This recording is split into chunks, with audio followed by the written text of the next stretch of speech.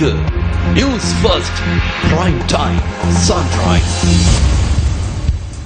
அனைவருக்கும் இனிய காலை வணக்கம். நீங்கள் இணைந்து கொள்வது இலங்கையின் முதற்தர செய்தி வழங்குனர் நியூஸ் ஃபர்ஸ்டின் பிரைம் டைம் சன்ரைஸ் பிரதான செய்தி அறிக்கையுடன்.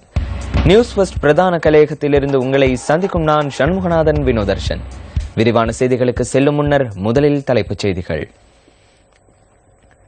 முறிகள் விநியோகம் தொடர்பான கோப் அறிக்கை பாராளுமன்றத்தில் சமர்ப்பிக்கப்படும் நடவடிக்கையில் தாமதம். முன்னாள் சட்ட வைத்திய அதிகாரி பேராசிரியர் ஆனந்த சமரசேகர தாக்கல் செய்த மனுவை பரிசீலனைக்கு எடுத்துக்கொள்ள உயர்நீதிமன்றம் தீர்மானம். பாகிஸ்தான் போலீஸ் பயிற்சி கல்லூரி மீது ஆயுததாரிகள் நடத்திய தாக்குதலில் 44 பேர் பலி. பாகிஸ்தான் மற்றும் மேற்கிந்திய தீவுகளுக்கு இடையிலான இரண்டாவது டெஸ்ட் கிரிக்கெட் போட்டியின் இறுதி நாள் ஆட்டம் இன்று.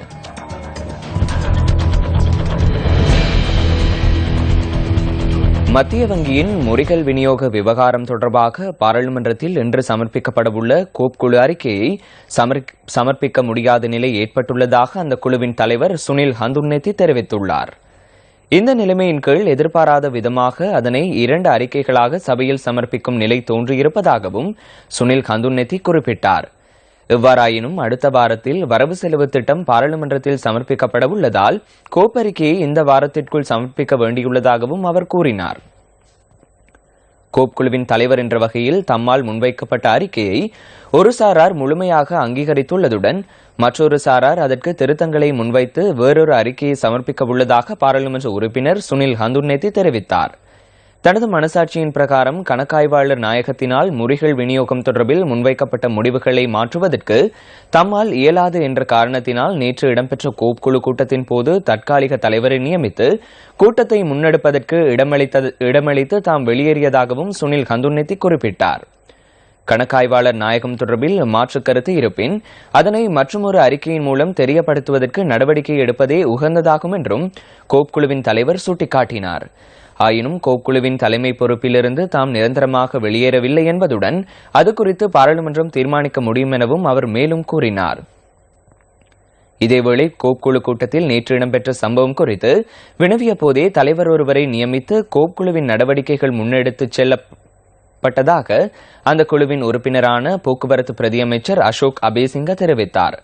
மத்திய வங்கி முறிகள் விநியோக விவகாரத்தில் மோசடி இடம்பெற்றுள்ளதாகவும் அது குறித்து போலீசார் ஊடாக விசாரணை மேற்கொள்ளப்பட்டு சம்பந்தப்பட்ட நிறுவனத்தின் பணிப்பாளர்களுக்கு எதிராக வழக்கு தொடர்வதற்கு அல்லது அந்த பணத்தை மீளப் பெறுவதற்கு முறையான வழிமுறைகள் தயாரிக்க வேண்டும் எனவும் பிரதியமைச்சர் மேலும் குறிப்பிட்டார்.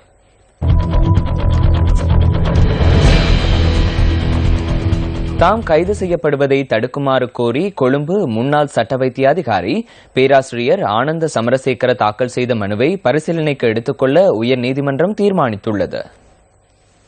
இந்த விவகாரம் தொடர்பான வழக்கு பிரதமர் நீதியரசர் கே ஸ்ரீபவன் மற்றும் பிரியந்த ஜெயவர்தன் ஆகிய நீதியரசர்கள் குழா முன்னிலையில் நேற்று விசாரணைக்கு எடுத்துக் கொள்ளப்பட்டது. முன்னாள் சட்ட வைத்திய அதிகாரியினால் முன்வைக்கப்பட்டுள்ள விடயங்கள் குறித்து ஆராய்ந்த நீதியரசர்கள் குழா அடிப்படை உரிமைகள் தொடர்பான அவரது மனுவை அடுத்த பிப்ரவரி மாதம் 8ஆம் தேதி பரிசீலனைக்கு எடுத்துக் கொள்ள தீர்மானித்துள்ளது. ரக்பி வீரர் வசீம் தாஜுதீனின் மரணம் தொடர்பாக இடம்பெற்ற பிரேத பரிசோதனையின் போது ரக்பி வீரர் வசீம் தாஜுதீனின் மரணம் தொடர்பாக இடம்பெற்ற பிரேத பரிசோதனையின் போது பெற்றுக் கொண்ட அவரது உடற்பாகங்கள் காணாமல் போன சம்பவம் குறித்து குற்றப்புலனாய்வு திணைக்களத்தினால் தம்மை கைது செய்ய முயற்சி மேற்கொள்ளப்படுவதாக கொழும்பு முன்னாள் சட்ட வைத்திய அதிகாரி தனது மனுவில் குறிப்பிட்டுள்ளார். ஆகவே தாம் கைது செய்யப்படுவதை தடுப்பதற்கான உத்தரவை பிறப்பிக்குமாறு ஆனந்த சமரசேகர உயர்நீதிமன்றத்தில் தாக்கல் செய்துள்ள தமது அடிப்படை உரிமை மனுவில் மேலும் கோரிக்கை விடுத்துள்ளார். உயர்நீதிமன்றத்திற்கு முன்பாக நேற்று கவனஈர்ப்பு ஆர்ப்பாட்டம் ஒன்று நடைபெற்றது. இந்த ஆர்ப்பாட்டம் FNG வைப்பாளர்கள் சங்கத்தினால் ஏற்பாடு செய்யப்பட்டிருந்தது. தமக்கு நியாயத்தை பெற்றுத்தருமாறு ஆர்ப்பாட்டத்தில் ஈடுபட்டவர்கள் கோரிக்கை விடுத்தனர். அத்துடன் 4500க்கும் மேற்பட்ட பண வைப்பாளர்கள் கடந்த 9 வருடங்களாக கஷ்டப்படுவதாகவும் அவர்களுக்கு அரசு விரைவில் சிறந்த தீர்வை பெற்றுத்தருமாறும் அவர்கள் குறிப்பிட்டுள்ளனர். களம் பல கண்ட மன்னராட்சி, பசுமை தழைத்த விவசாய புரட்சி, தொல்லியல் மிளிர்ந்த கலை ஆட்சி. வரலாற்றில் பயணித்து எதிர்காலத்தை செதுக்கிடுவோம். கிராம ராஜ்ய சபைகளை நடைமுறை சாத்தியமாக்கும் சரித்திரத்தை தழுவிய சமகால பயணம். மக்கள் சக்தி, மக்கள் அணி, நாட்டை கட்டியெழுப்பும் மக்கள் அரண். தேசத்தை ஒன்றிணைக்கும் ஒருமித்த கருத்துடையோர் ஒன்றிணைவோம். புத்தாக்க சிந்தனைகளை கொண்ட புதுயுகம் படைப்போம். மக்கள் சக்தி, மக்கள் அணி, கிராமிய அமைப்பு, அனைத்து கிராமங்களின் கிராம சேவகர் பிரிவுகளிலும். மக்கள் சக்தி 100 நாள் திட்டத்தின் கீழ் முன்னெடுக்கப்பட்ட மேலும் 2 மக்கள் நல திட்டங்கள் இன்று மக்களின் பயன்பாட்டிற்காக கையளிக்கப்பட உள்ளன. திருகோணமலை கிண்ணியா இடிமண் பகுதியில் நிறைவு செய்யப்பட்டுள்ள நீர் விநியோக திட்டம் இன்று பிற்பகல் மக்களின் பயன்பாட்டிற்காக திறந்து வைக்கப்பட உள்ளது. இது தொடர்பான மேலதிக தகவல்களுடன் திட்ட ஒருங்கிணைப்பாளர் ராசலிங்கம் ரவிரகு எம்முடன் இணைந்து கொள்கின்றார். வணக்கம் ரவிரகு. வணக்கம் வினோதர்ஷன். நியூஸ் ஃபர்ஸ்ட் மக்கள் சக்தி 100 நாட்கள் செயற்திட்டத்தின் கீழ் இன்றைய தினம் மற்றும் ஒரு செயற்திட்டம் மக்களின் பாவனைக்காக கையளிக்கப்பட இருக்கின்றது. திருகோணமலை கிண்ணியா இடிமண் பகுதி மக்கள் இதுவரை காலம் சுத்தமான குடிநீர் இன்றி அல்லல் பட்டுக் கொண்டிருக்கின்றனர். இவர்களில் இடிமண் கிராமத்தை சேர்ந்த சுமார் 40 குடும்பங்களுக்கான சுத்தமான குழாய் மூலமான குடிநீர் திட்டம் இன்றைய தினம் மக்களிடம் கையளிக்கப்பட இருக்கின்றது. தேசிய லொத்தர் சபையின் நீரோகா லொத்தர் சீட்டிலிப்பினூடாக இந்த மக்களுக்கான குடிநீரை பெற்றுக் கொள்வதற்கு பூரண நிதி அனுசரணை வழங்கி இருப்பதோடு இந்த செயற்திட்டமானது இன்றைய தினம் பிற்பகல் 2 மணியளவில் உத்தியோகபூர்வமாக மக்களிடம் கையளிக்கப்பட இருக்கின்றது. இந்த நிகழ்வில் வரையறுக்கப்பட்ட கேபிட்டல் மகாராஜா நிறுவனத்தின் நியூஸ் ஃபர்ஸ்ட் அதிகாரிகள் மற்றும் தேசிய லுத்தர் சபையின் அதிகாரிகள் மற்றும் பிரதேச செயலாளரின் பங்கு பெற்றுதலுடன் இந்த நிகழ்வு இன்று பிற்பகல் 2 மணியளவில் கிண்ணியா இடிமண் கிராமத்தில் இடம்பெற உள்ளமை குறிப்பிடத்தக்கது. இந்த நிகழ்வு தொடர்பான தகவல்களை வழங்குவதற்கு நியூஸ் ஃபர்ஸ்ட் குழுவினர் தயாராக இருக்கின்றோம். நியூஸ் ஃபர்ஸ்ட் செய்திகளுக்காக திருகோணமலையிலிருந்து ராசலிங்கம் ரவிரகு.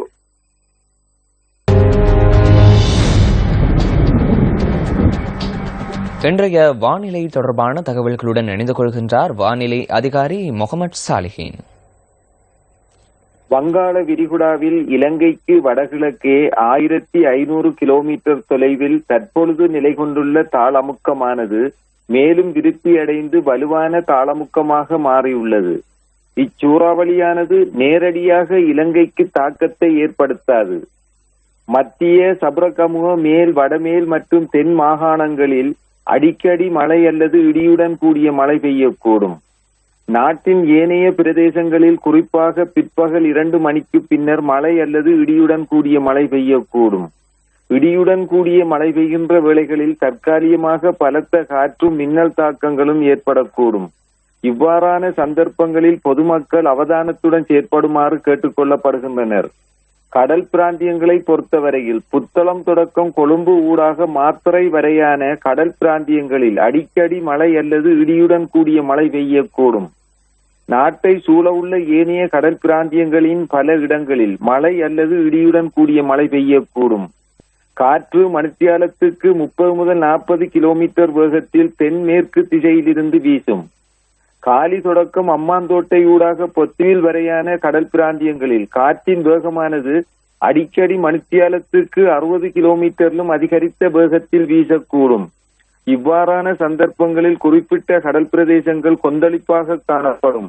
இடியுடன் கூடிய மழை பெய்கின்ற சந்தர்ப்பங்களில் கடல் பிரதேசங்களில் தற்காலிகமாக காற்றின் வேகம் அதிகரித்து காணப்படுவதுடன் கடல் பிரதேசங்கள் கொந்தளிப்பான நிலையிலும் காணப்படும். இத்துடன் நியூஸ் ஃபர்ஸ்டின் காலை நேர பிரதான செய்தி அறிக்கை நிறைவுக்கு வருகின்றது. தொடர்ந்தும் சக்தி டிவி நிகழ்ச்சிகளோடு இணைந்திருங்கள். வணக்கம். Hotline 0114 896 896 www.newsfirst